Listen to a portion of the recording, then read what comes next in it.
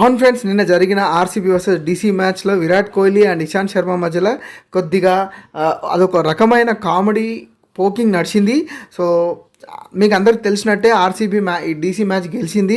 And ఆ first ఇన్నింగ్స్లో విరాట్ కోహ్లీ ఎప్పుడైతే బ్యాటింగ్ ఆడుతున్నాడో అప్పుడు ఇషాంత్ శర్మ బౌలింగ్లో ఒక ఫస్ట్ 6 కొడతాడు. తర్వాత అదే ఓవర్లో ఇషాంత్ శర్మ బౌలింగ్లోనే విరాట్ కోహ్లీ అవుట్ అయిపోతాడు. సో అదే కామెడీ జానర్లో సో ఇషాంత్ శర్మ విరాట్ కోహ్లీని పోక్ చేస్తాడు. సో తను నవ్వుకుంటూ తనని ఎక్కిరిస్తాడు.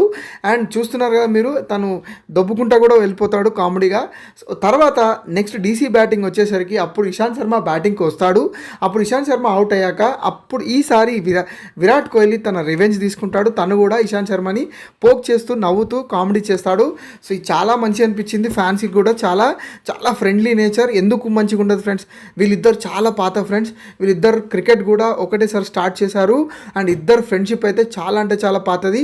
ఇద్దరు ఒకటే స్టేట్కి ఆడతారు, ఢిల్లీ స్టేట్కి ఆడతారు. ఇద్దరు ఒకటే సిటీకి చెందినవారు. సో మీకు ఈ కామెడీ పోకింగ్ అండ్ ఒక తీయని కొట్లాట అనేది మీకు ఎలా అనిపించిందో కామెంట్లో తెలియజేయండి ఫ్రెండ్స్.